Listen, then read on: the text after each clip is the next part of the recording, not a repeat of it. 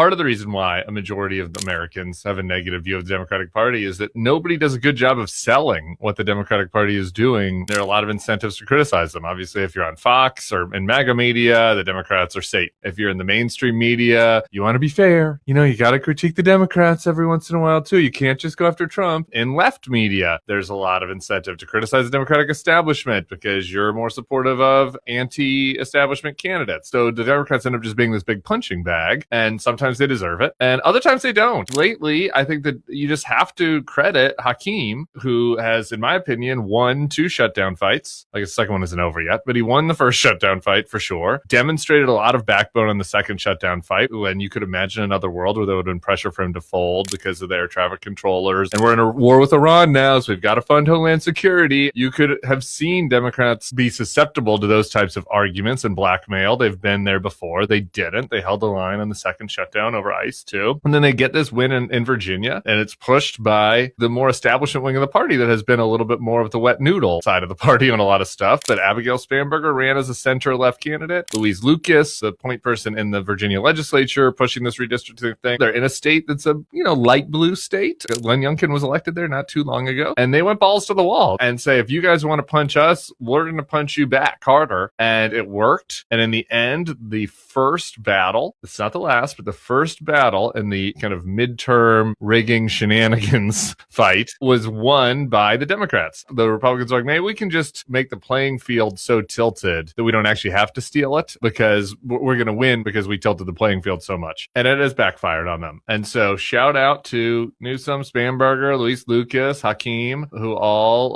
were really aggressive on this. And this is what we want.